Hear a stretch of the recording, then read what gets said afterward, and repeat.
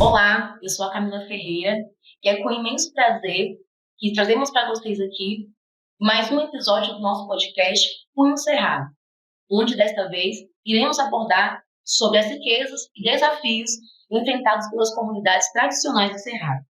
E é importante destacar aqui que o Instituto Cerrado tem desempenhado um papel crucial nessa temática por meio do seu programa Povos do Cerrado, né, que visa mapear aí a territorialidade das comunidades tradicionais do Cerrado. E hoje estamos aqui com o nosso querido Johnny Martins, né, quilombola da comunidade de Furnas do Dionísio, né, e é uma importante referência aí do movimento quilombola no Brasil, né, fortalecendo e ajudando na construção aí de um dos importantes, um dos mais importantes movimentos que representam as comunidades tradicionais do Brasil, né? A Coordenação Nacional de Comunidades Negras Rurais, quilombola, CONAC, né? E além disso, Johnny foi membro do Conselho Nacional de Povos e Comunidades Tradicionais, CNPTC, representando a sociedade civil. E atualmente, Johnny exerce a função de representante comunitário do Comitê Gestor Nacional do projeto DGM Brasil, né? Um projeto aí que visa o fortalecimento e apoio dos povos indígenas, comunidades quilombolas e comunidades tradicionais do Cerrado. E para além disso, né, Johnny, você também é agricultor quilombola também, né? Agradecimentos pelo seu aceite aqui em estar aqui com a gente no podcast, tá? Então, Johnny, eu pergunto para você agora aqui se você poderia trazer para a gente um pouquinho sobre a sua trajetória no movimento aí das comunidades tradicionais do Cerrado, né? Você que é, inclusive, de uma região do Cerrado, né? Uma comunidade do Cerrado. Olá, Camila. Tudo bem? Quero também, de antemão, agradecer ao Instituto Cerrado pelo convite e também pelo trabalho, né, desenvolvido nesse bioma tão importante para todos nós brasileiros e para todo o bioma, né, do ecossistema brasileiro. Né? Somos sabedores que não há um bioma sem o outro. Né? É preciso que a sinergia da natureza tenha continuidade. Né? Muitas vezes nós tentamos preservar um bioma e esquecemos dos outros, mas isso acaba trazendo dificuldade para os biomas. Bom, eu sou de um território bastante famoso da região centro-oeste, ou seja, do Cerrado brasileiro, que é o Quilombo de Furnas do Dionísio, né? Quilombo esse que teve um processo diferente no seu processo territorial, onde Dionísio Antônio Vieira comprou aquela propriedade por volta de 1890, então é um quilombo bastante diferente da realidade de alguns quilombos brasileiros, mas um quilombo também que tem a sua ancestralidade negra bastante presente, né? Até hoje nós conseguimos ainda manter as tradições com a festa da rapadura, a festa também com a farinha, né, que é o marco da nossa comunidade, né? E não só isso, também a preservação da sociobiodiversidade, é um quilombo também que eu digo que hoje nós no meio do agro, é muito fácil reconhecer quando você está em Dionísio, que é a única mancha, são 1.890 hectares de área preservada no meio da soja, no meio do milho. Então, nós somos no município de Jaraguari, então muito próximo da capital, nós estamos a basicamente 42 quilômetros da capital, Campo Grande, e a basicamente 52 quilômetros de Jaraguari. Bom, a minha trajetória nasceu a partir de um trabalho que a gente desenvolvia na escola, né? Na escola de Furnas de Dionísio. Nós fomos, a minha turma foi uma das primeiras turmas a estudar também numa escola estadual de dentro do Quilombo.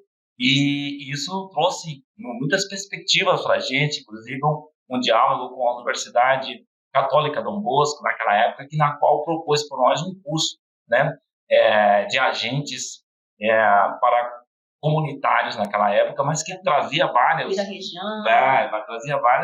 várias outras atividades desse curso. E aí, então, eu tinha particularmente, já cheguei em torno de 20 anos, 19 anos nessa época, e houve um aceite também nossa equipe de jovem, de concorrer à associação do meu quilombo. E a gente foi lá e concorrer à associação do quilombo. E fomos agraciados e aceite que nós ganhamos a eleição. Então foi uma festa muito linda que até hoje a gente comemora, porque era a primeira vez que um jovem assumiria a associação do Furnas de Dionísio. De lá para cá, desde né? a juventude aí na luta, né? De lá para cá, então, muitos jovens assumiram, muitos jovens, muitas mulheres jovens, né? Então, a presidência da associação era sempre com as pessoas, nossos mestres, né? Da comunidade. Então, daí para cá, muitos jovens assumiram. Então, foi um divisor de água. Importância também da juventude nesse espaço. Sem sombra de dúvida.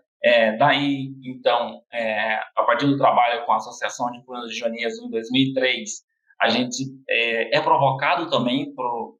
em 2003 eu participo do primeiro encontro, do terceiro encontro, né, o primeiro encontro para mim, o terceiro encontro nacional dos quilombos do Brasil, que é realizado pela CONAC, foi lá em Recife, na Praia da Boa Viagem. Então, eu fui para esse encontro lá na praia lá de Recife, o terceiro encontro da CONAC, 2003. 2003, né? E de lá, então, eu venho com a incumbência de achar os outros quilombos sul-mato-grossenses. Então, a gente sai desse encontro dizendo, olha, a gente precisa formar uma coordenação estadual, porque lá existe Funa do Juízo, Funa da Boa Sorte e o quilombo Tia Eva. A gente tinha 3 quilombos em Mato Grosso do Sul. E aí a gente fez um diálogo, naquela época, com a Fundação Nacional de Saúde, na qual tinha recebido do governo federal a incumbência de fazer o saneamento básico nas comunidades quilombolas e também levar água, né, de qualidade aos quilombos.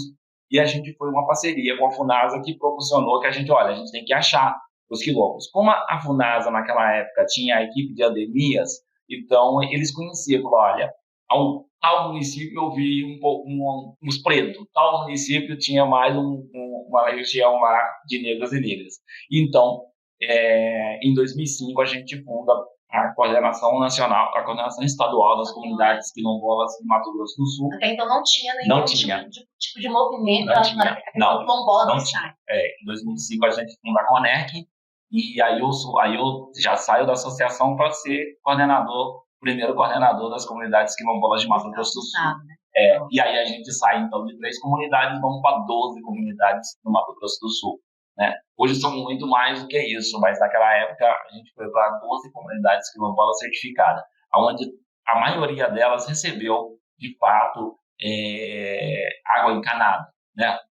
Nas suas casas. Assim, a grande maioria naquela época recebeu água encanada, o quilombo de Funa dos Juízo. Bom, e daí que a gente começa, em 2005 também, como você citou aí na introdução, a gente começa a conhecer a comissão de povos de povos e comunidades tradicionais. Então, em 2005, a gente participa daquele debate e desde então a gente começa até virar conselho. Inclusive, foi bem no início, então, da comissão. Na época era comissão, hoje é conselho, né? Era comissão. A gente montou uma comissão. E aí que a gente... A primeira turma, então, você estava lá presente, eu estava lá. Era um aprendiz que lá eu conheci o seu Pedro Ramos, Cláudia de Pinho, né, Tata Comanangi, entre outros aí, Célia, né, Célia lá do Pará, e outras pessoas que foram importantíssimos para a gente conhecer também os demais povos e comunidades tradicionais. E realmente um ponto muito importante, porque daí que vem a questão da política, né? Então, aí que nasce tudo. Então, a partir da participação desse povo que a gente começa a crescer a política. E aí tem uma coisa importante também, que aí depois desse espaço, em 2011, se cria a CONACER, né, que é esse debate aqui que nós estamos fazendo, que é a Comissão Nacional do Cerrado Sustentável. Do Cerrado Sustentável, né? Isso, que aí eu vou representar a CONAC na CONACER. Então, foi um trabalho bastante importante também, né, para a gente conhecer, de fato, a importância do nosso bioma, né, do bioma cerrado, né, como a caixa d'água do mundo. A caixa d'água. Então, saber, né, dos nossos aquíferos que tem encerrados, e então foi importantíssimo esse debate também, como naquela época. Maravilha, John. E aí você falou sobre esse contato, né, com os outros povos, né? Você poderia trazer para a gente, assim, na sua perspectiva, o que são os PCTs, né, e quais os direitos básicos, né, dos PCTs no Brasil? Então, os povos e comunidades tradicionais são comunidades hoje que permanecem preservando, né, a natureza. São povos que estão, muitas vezes o Brasil reconhece, né, a gente coloca, e quando o Brasil é um país, né, que é voltado muito para a questão do agronegócio, a gente sabe isso, da economia, né, baseada no agro, e da grande maioria das vezes se esconder esses povos, né? A gente consegue fazer já referenciamento de avião, de satélite, que a gente desconhece porque ali é a mata, ali não tem ninguém, mas a gente está nesses lugares, né? Há pessoas nesses lugares, né? Então, assim, mas historicamente o Brasil, né, a colonização do Brasil vem neste caminho de ignorar as pessoas, né? A gente tentou ignorar, tanto é que a gente fala do tal do descobrimento em 1515. Descobrido por quem? Né? Aqui já existia muitas pessoas, né? Então por que isso? Né? Nossos parentes, né, os povos indígenas, eles estavam aqui desde sempre. Então, como é que foi o descobrimento? Né? Então, ainda hoje a gente tem essa dificuldade, né? A gente tem essa dificuldade. E quando a gente tenta nivelar todo mundo, dizendo que todo mundo é igual, você acaba criando um processo de muita dificuldade que você acaba deixando pessoas para trás, né? Você está falando de comunidade, de pessoas, né, que ainda não têm acesso à energia, que ainda não têm acesso às comunicações, ainda não têm acesso à estrada, né? Que não tem ponte. Né? A gente está falando, a gente falar de povos e comunidades tradicionais, em especial a gente pode falar de um dos povos aqui pertinho da gente, que é o povo Calunga, por exemplo. Sim. O povo Calunga ainda não tem energia, né? Várias comunidades do Calunga não têm energia, e está no coração. E está no coração do país, né? No coração do desenvolvimento, no coração de Brasília. Então, é isso. Então, a gente tem essa... Mas nós somos povos muito diversos, né? Desde as quebradeiras de coco aos muvuquianos, né? Desde os povos cigano, né, aos povos de religião batista africana, e entre outros. E são os povos assim, com as suas características, com seus modos de viver, né, o meio ambiente, a natureza.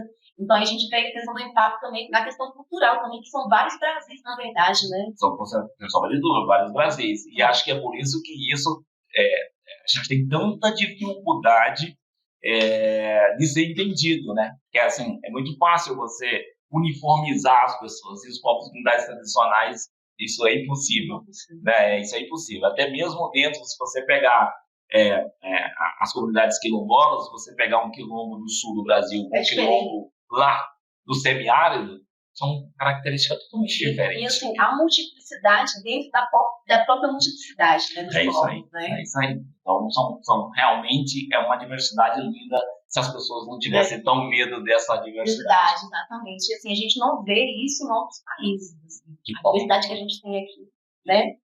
E aí, Johnny, a gente sabe que essa questão do território é muito importante para os povos e comunidades tradicionais, né? Então, assim, que tipo de política pública existe e precisa ser fortalecida, especialmente assim, quando a gente fala, por exemplo, da questão da demarcação, né, do território, das comunidades tradicionais? Primeiro que, Camila, eu acho que a gente tem que respeitar a Constituição Federal, né? A Constituição traz, no artigo 215, 216, no artigo 68, são histórias, ela traz vários caminhos que os povos possam seguir e possa preservar a vida desses povos, certo? Mas a gente ignora isso. A gente sempre dá um jeitinho, porque, inclusive, um colega meu fala que as comunidades tradicionais do Brasil estão nos lugares mais belos, mas estão no lugar mais belo porque eles preservaram. Então, hoje esses lugares são de olho da especulação imobiliária, são terras que o agronegócio querem tomar, só que o Estado brasileiro não cumpre o seu papel, que é o processo de legalizar esse território. Essas pessoas estão lá nesse território, as pessoas têm que utilizar esse território. Qualquer outro lugar, né, se tratando que não seja povos e comunidades tradicionais, qualquer pessoa, qualquer povo que esteja ocupando uma área por mais de 15, 20 anos, ele tem direito a essa propriedade. Já os povos e comunidades tradicionais, não, tem 300 anos lá, 200 anos, mas mesmo assim o Estado precisa certificar que esse povo tem a sua garantia, a sua propriedade. Isso é estrutural. E, ou seja, o mecanismo para fazer com que o território seja garantido, a gente tem, né? A gente tem mecanismo. A gente tem a política de povos e comunidades tradicionais, né? A gente tem normativas dos povos indígenas, a gente tem normativas das comunidades quilombolas, mas a efetividade disso é muito complexa, né? É muito difícil. Realmente, né? estava em vários locais. Estava no judiciário, estava no setor, no orçamento, estava. Então, assim, é difícil. Né? A última foi agora, né? O Estado, olha só para você ver, o quilombo de Mãe Bernadette. Né? Foi possível que uma liderança tomba para o Estado exercer o seu papel, seu papel de Estado. Ela lutou até a morte. A gente lutou até a morte. Uma situação que foi bastante também difícil para a gente foi com os povos, com a comunidade de retireiros do Araguaia. A gente estava em Brasília, e me perdoe de não saber a data exata, mas a gente estava em Brasília e aonde eles recebem um TAUS, eles recebem ali um direito de uso daquela área, porque é uma área da União, uma área da SPU. Eles recebem, comemoram. Ao que eles acabam de comemorar, 2 a 3 dias depois, revoga-se o documento. De uma área pública.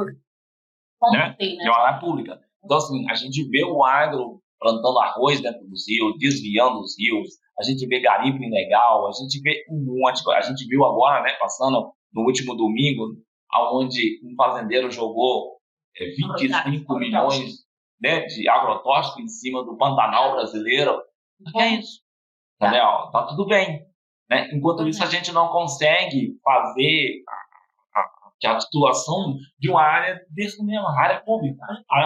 Assim, a gente vê que tem, por exemplo, assim, um grande aparato assim, de estruturação da política, né? A gente tem a questão da comissão, tem a questão da política, mas quando a gente chega realmente na efetivação, a gente vê que tem um travamento, né? Sim. Então, assim, acho que passa também pela essa questão do racismo estrutural mesmo, né? Desse todo aparato político que a gente tem. Sim, né? sim. Você poderia, assim, contar um pouco mais para a gente sobre a CNPPC, né, que é o Conselho Nacional dos Povos e Comunidades Tradicionais, né, e seu papel na defesa dos direitos e interesses das comunidades tradicionais, e como que foi essa experiência, né, você que nasceu junto com a CNPPC aí, né, sim. Você, quando a comissão nasceu, estava ali presente, né. A comissão é um dos espaços mais lindos que existe no Brasil, assim, um espaço de debate, porque ele traz essa diversidade de gente, né, de povo, e é árduo, é difícil, são muitas mulheres e homens guerreiros naquele lugar, porque é isso, a gente já passou várias pessoas para a gente, que hoje não estou mais no debate ali no dia a dia, né, quando eu sou Pedro Ramos, né, que estava ali com a gente, que nasceu e fazia nós acreditarmos que seria possível um processo de retomada, de titulação das áreas, mas uma política de efetividade, né? Então é muita luta. Mas a CNPCT hoje, no aspecto, a gente tem também muita dificuldade porque é preciso que o Estado entenda que as normativas que como o Estado age com as comunidades, elas não garantem para nós direitos nem de participação. Né? A gente tem uma série de dificuldades. Por exemplo, é muito difícil você tirar alguém da Amazônia para participar de uma reunião de 2 dias, porque o Estado não banca isso. Não apoia. Não consegue apoiar, porque você ganha uma diária para estar aqui. Né? O Estado, ou seja, a dificuldade do Estado de fazer a reunião lá em Oriximiná. Não é possível. Por quê? Porque custa muito dinheiro. Né? Mas a gente viu recentemente também, não sei, eu fiquei horrorizado, mas para capturar do explorativo da justiça, gastou alguns bilhões de reais. Bilhões. E não é possível gastar alguns milhares de reais para reunir um povo de comunidades tradicionais. Hoje o Conselho tem 3 reuniões anuais. Então, como é que é possível você fazer uma política que seja integrada e que seja debatida com o povo se você não dá oportunidade de fala para esse povo? Então, é preciso que a gente continue lutando. Somos sabedores também que é isso, a estrutura do Brasil foi criada, né, há muito tempo e não foi pensada, né? Algumas vezes a gente tem, e aí a gente fica refém, né? Muda o governo, tem um governo mais democrático, consegue fazer um debate mais próximo da gente, colocar a gente para conversar, outro quando muda o governo que deixa a gente lá no cantinho, ou traz somente quando precisam, né, de que tenha palmas ou que aplaude o que ele está fazendo, né? Mas a CNPCT é um conjunto de pessoas de povos e comunidades tradicionais que resistiu muito. A gente resistiu, né, um período bastante difícil que passamos pelo Brasil, 6 anos de muita dificuldade, mas nós conseguimos, mesmo assim, manter nossas reuniões. Na pandemia, a gente conseguimos reunir um baile, conseguimos dialogar, se cuidar, né? E cuidar dos outros, o que a gente conseguiu também no aspecto de que a gente precisava ensinar o que nós estávamos, como nós estávamos vivendo no Quilombos e nos povos comunidades tradicionais para outras pessoas. Então, foi deste conhecimento tradicional também que nós conseguimos vencer a pandemia. Então, assim, a gente passou por a CNPq ter, que pena, que, na minha opinião, né, que ainda é um espaço que tem uma pouca importância dentro do Estado brasileiro. Precisava que tivesse mais ações diretamente com os povos e comunidades tradicionais, para que esses povos também pudessem não só trazer o seu conhecimento para o Estado, mas também conhecer o Estado, que a gente não conhece como funciona o Estado, né? Então a gente precisa conhecer para que a gente possa, de fato, dialogar. E aí a gente sabe, por exemplo, o Brasil, eu estava em Genebra tratando de um artigo específico, né, da Conferência da Sociobiodiversidade, e quem vai lá falar para a gente não são os povos e comunidades tradicionais, né?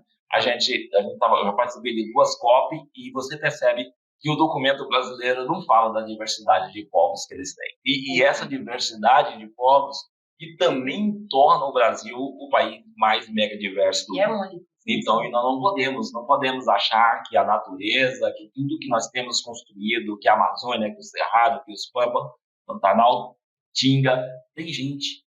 E essas pessoas que faz essa rica sociobiodiversidade. Então, é preciso que a gente olhe as pessoas não como um indivíduo de atraso, não como, né, ou como um atraso do desenvolvimento, mas que são pessoas envolvidas, né? Hoje nós estamos falando da tal da bioeconomia, não dá para falar sobre isso sem falar com os povos mais tradicionais, até explicar o que é isso, até dizer o que é isso de fato, mas trazer essas pessoas para falar da vida deles, que nós estamos falando da vida dos povos, das comunidades, do dia a dia. Né? Então é preciso que a gente possa, o Estado tenha, e o Brasil é signatário da Convenção... A gente reconheça de fato, né? Não só, e o Brasil é signatário da Convenção 69, né, que fala que nenhum direito, nenhuma norma pode ser se não haja uma consulta. Né? Será que o Brasil já fez alguma consulta? E aí é difícil.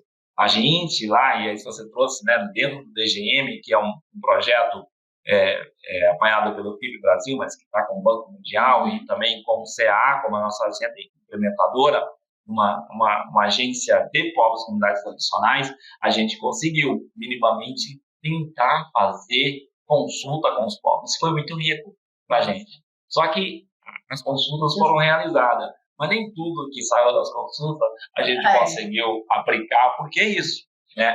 São povos diferentes, de línguas diferentes, né? De saberes diferentes. É preciso que a gente continue lutando. Sim.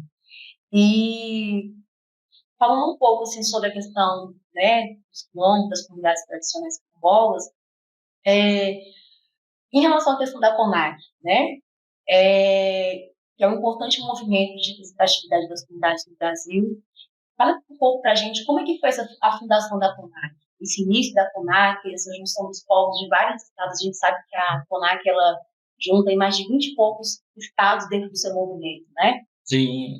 Não, pois então, a CONAC, eu sou muito difícil falar pela CONAC, né? Eu sou filho da CONAC, então eu sou muito apaixonado pela CONAC. Então, falar da CONAC para mim é muito até assim, emocionante falar da CONAC, né? A CONAC é um dos movimentos do Brasil, né? Eu sempre digo que a CONAC é o maior movimento negro da América Latina, né? Então, a CONAC tem uma expressão muito grande diretamente com as comunidades. É um trabalho belíssimo, por quê? Porque por tudo isso que nós falamos, a CONAC continua ativa, os quilombolas não desistem nunca, né? A gente sempre fala isso, a gente continua lutando, mesmo quando a gente tem territórios nossos que demoram 20, 30, 40 anos para ser titulado, mas a gente está ali na luta, fazendo com que aconteça, né?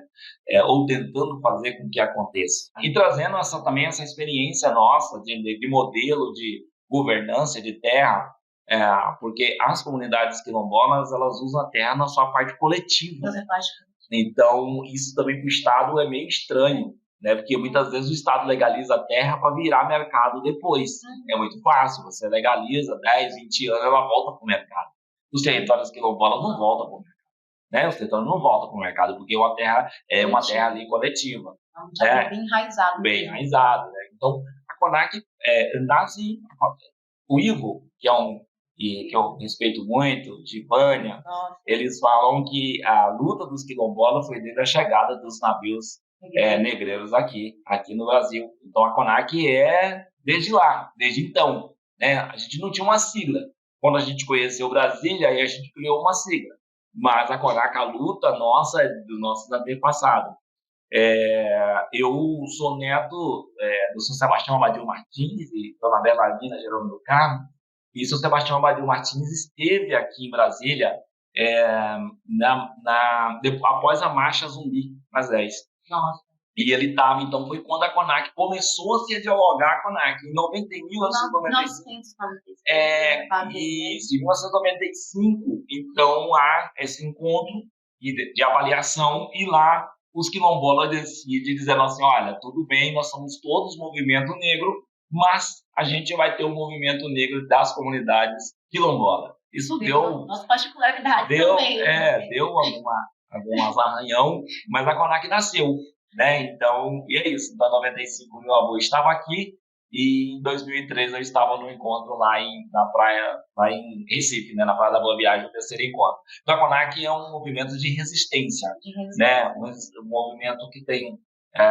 todos os seus coordenadores são oriundos de comunidades quilombolas, então, coordenadores como a doutora Givânia Maria da Silva, uma das mulheres mais importantes para a educação quilombola desse país, mas também tem agricultor como o Simplício, como o seu Daniel de Oriximiná, né? E é isso, então a diversidade, advogados como a doutora Vercinelli Dias. Então a CONAC também é muito diversa, mas é um movimento que está aí no dia a dia na rua. Uma coisa acho que é muito importante a gente citar aqui, que a CONAC, né, todos os integrantes da CONAC, a maioria, sua grande maioria, acho que 99% são quilombolas, então advogados quilombolas, né, doutores quilombolas. Não 99 não, 100%. 100%. Todos são quilombolas, né? A gente não tem nenhum coordenador que não é quilombola, né? Todos nós somos, todos somos. E até mesmo todo o time assim, da CONAC. Né? Todo time. Cara, hoje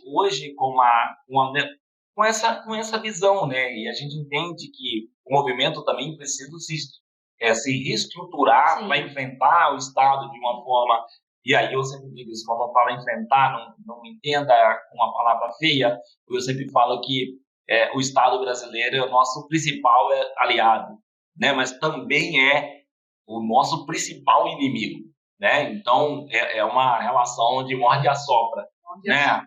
Porque o Estado brasileiro, quando ele não faz a titulação das terras, ele provoca mortes, como provocou a da mãe Bernadette, a mais recente, mas de tantos outros e outras que tombaram na luta por o processo da legalização do seu território, né? Mas também o Estado brasileiro que permite que eu, né, tive a oportunidade de concluir o ensino médio no meu quilombo, uma escola estadual dentro do quilombo. Então é isso. Então o Estado brasileiro, alguns quilombos que têm energia, que têm água, né, que são as políticas públicas que chegam, mas em especial, então essa relação aí que nós temos, que acho que é o comum, né, que é a relação da democracia, né, que é o Estado, e acho que a estrutura de Brasília demonstra isso, né, um Estado que do mesmo lado tem um espaço para todo mundo, né? Um espaço onde tenha os grandes que destroem, as empresas que matam, mas também tem um povo que precisa,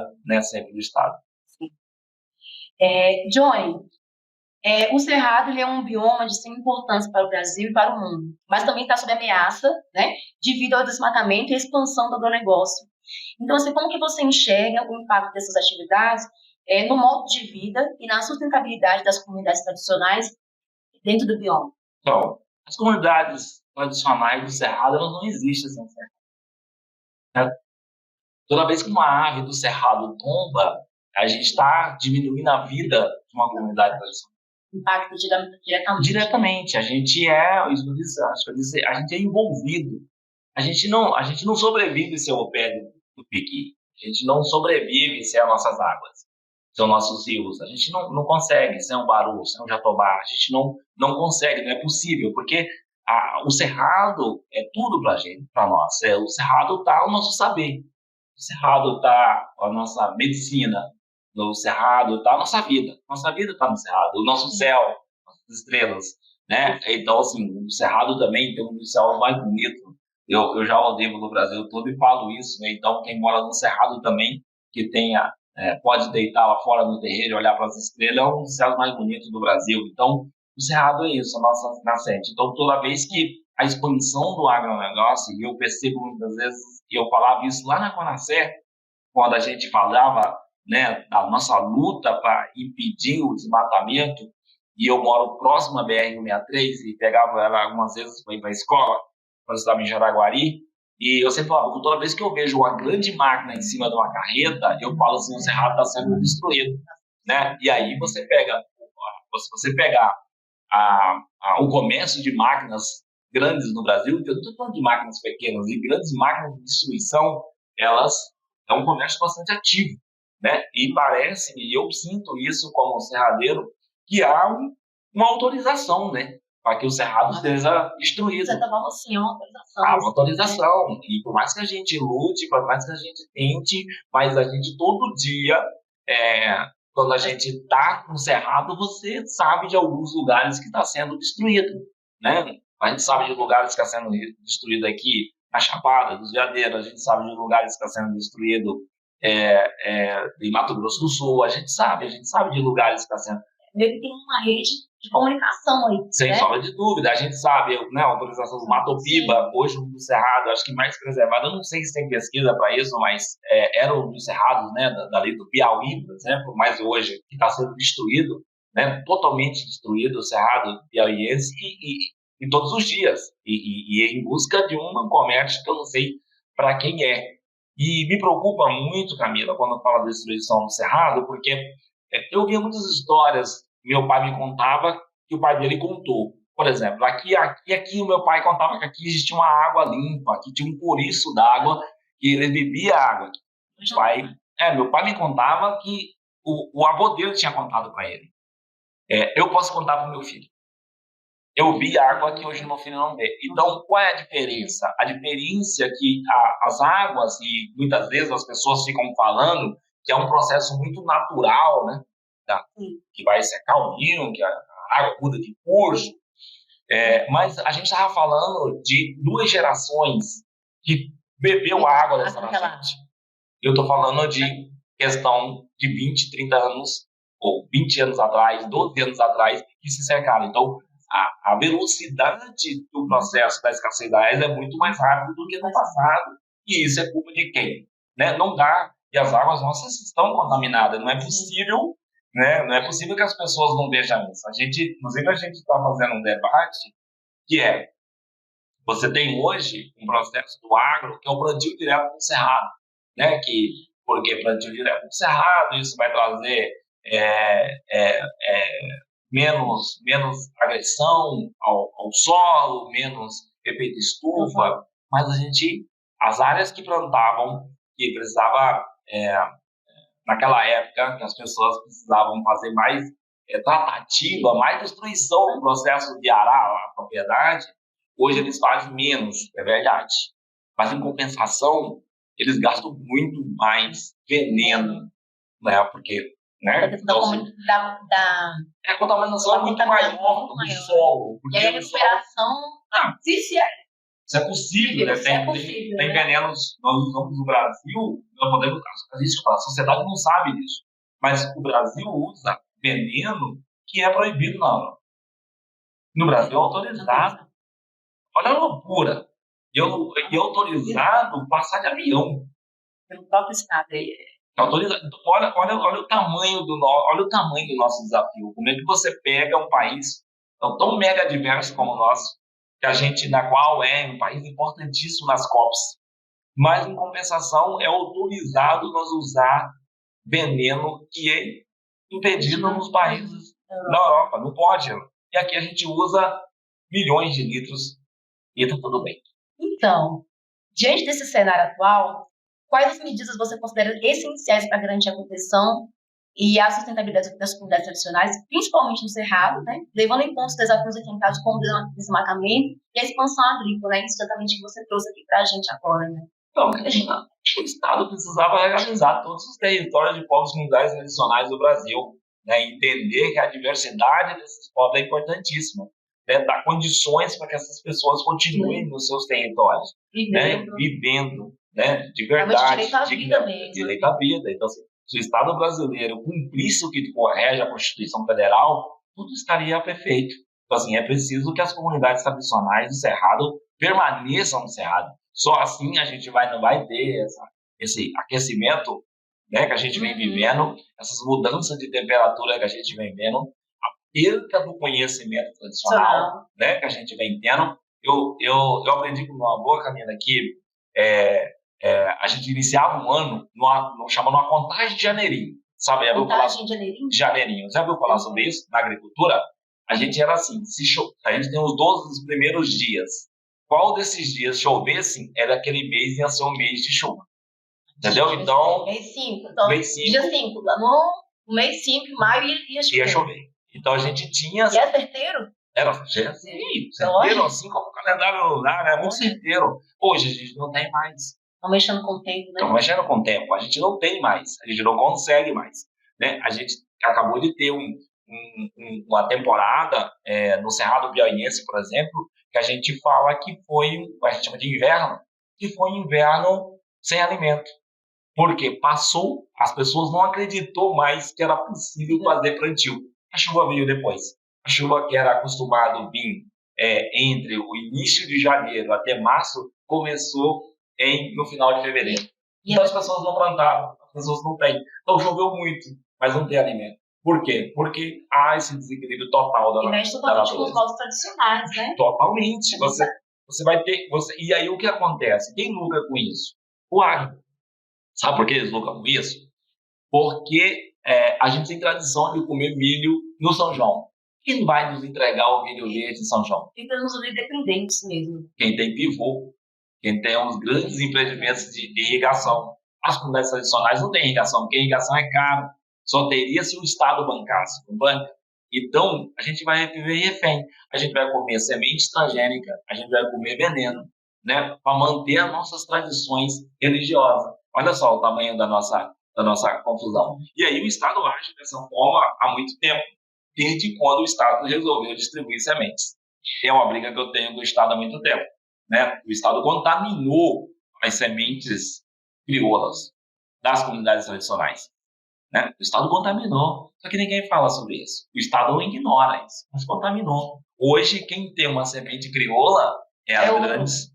Quem tem? As grandes empresas que foram lá, bancos de sementes, que foram lá, usurparam o nosso conhecimento, levaram, e hoje eles têm. Então, os gênios da semente, eles podem manipular. A gente fazer isso naturalmente. A gente não tem mais. Acabou. A gente não tem mais. Né? Então, isso acontece conosco diariamente. Então, é preciso que a gente faça um processo de reparação por assalto, a roubo, aos nossos conhecimentos tradicionais. É preciso que a gente luta sobre isso. E, Johnny, como que você acha que indivíduos e as comunidades urbanas, né, podem apoiar e colaborar com os esforços das comunidades tradicionais na preservação do cerrado e na defesa dos direitos territoriais? Então, acho que a gente tem várias iniciativas que ainda ela precisa sair dos grandes centros. Né? Hoje, a gente sempre fala, quem come melhor hoje é quem, muitas vezes, é muito ruim falar isso, mas é quem destrói. Assim. É porque quem tem condições de comer melhor, né? Quem tem condições de comprar orgânico, que ele tem um preço elevado. Né? Mas a gente tem várias iniciativas. Né? Hoje a gente tem a Central do Cerrado, por exemplo, do Brasil, que fornece alimentos de qualidade, né? Oriundo das comunidades tradicionais. Porque, Camila, é preciso também pensar que as pessoas, o nosso jovem, por exemplo, no Quilombo, nos povos tradicionais, eles também querem. Eles também querem ter uma televisão, eles também querem ter internet. Por que não? Sabe? Eles querem ter um telefone de qualidade. Mas como você vai fazer com que isso ocorra sem ele sair do seu território? Fazendo com que tudo que nós produzimos seja chegado a quem precisa. né? A gente sempre fala sobre isso. Ninguém come soja todo dia. As pessoas comem frango caipira com quiabo. Quem é que produz frango caipira com quiabo? Somos nós. As pessoas comem arroz. Quem é que produz arroz? Somos nós. Todo esse tema da Central do Cerrado são iniciativas que a gente tem que dar mais visibilidade a isso, né?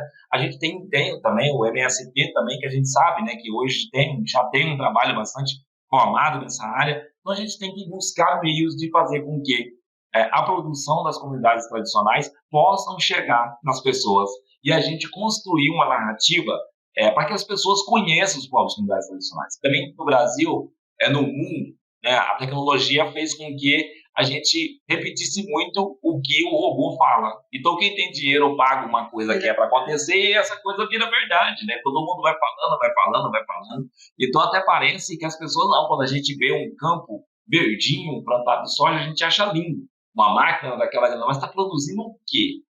O que esse povo está produzindo? O que disso fica no Brasil? Né? São commodities. O que é que fica aqui no dia a dia? Né? O que as pessoas comem? O que as pessoas comem de fato. Não é pra gente, né? Não é pra gente, né? Não é pra gente. O que é? Da onde vem? Da onde vem a sua comida? Da onde ela sai? Então, se as pessoas pudessem rastrear isso, da onde sai a alface, da onde sai a sua cenoura, da onde é que vem? Né? A gente teria acho que a gente teria uma conscientização maior da sociedade, na sua grande maioria.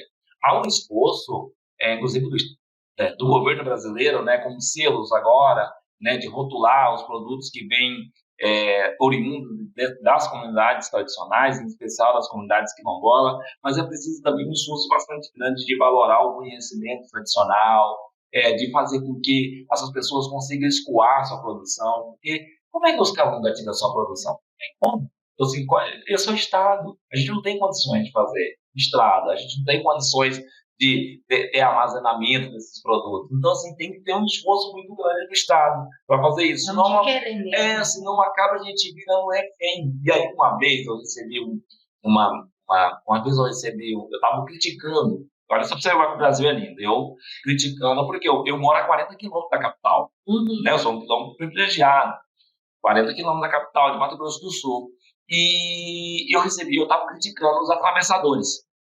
O senhor Daniel, que é um quilombola lá de Oriximiná, ficou me olhando assim para mim e falou assim, mas Johnny, se não fosse o cara que sai de Belém, de um grande bar, que vai lá e compra castanha por R$1, eu não teria nem para quem vender. Ele compra R$1 e vende a 50 lá em Belém. Mas se não fosse ele, essa castanha nem sairia de lá, porque não tem condições nenhuma da comunidade tirar. Então, como a gente vai fazer isso? Sabe? A gente precisa investir. Então, acho que é isso. Criação das cooperativas locais, a gente tem fortalecimento, a gente tem várias iniciativas. Agora, é preciso que o Estado apoie. Mas né, o Will fala de fatia do bolo. Né? Então é preciso que o Estado brasileiro também reconheça que a gente merece uma fatia do bolo um pouquinho maior. Porque é muito fácil apoiar uma máquina de R$1 milhão para o agro, mas é muito difícil apoiar 50 mil para uma comunidade quilombola comprar um carro para fazer escoar um produto. Você apoia uma máquina de 1 milhão. Né? Você apoia uma máquina, o Estado banca uma máquina de 1 milhão para um indivíduo, mas não banca 200 mil para uma coletiva, uma comunidade com 300 famílias para ter um transporte. Não banca. Então, por quê? Sabe? E aí, por quê? Porque vai para lá de crédito, o fazendeiro tem a fazenda dele. O capital vai cruel. Né? Então, isso impede o nosso crescimento. Então, é preciso. Se você vê a linha de crédito para as comunidades do governo brasileiro, a linha de crédito para o agricultor familiar e a linha de crédito para o agro, não dá. Totalmente diferente. Não dá. Não. Aquela história não dá para concorrer. E nós não queremos concorrer, nós só queremos alimentar eles também. Mas não dá nem para alimentar eles, porque é cruel. Né? Então, essa disparidade a gente tem que rever.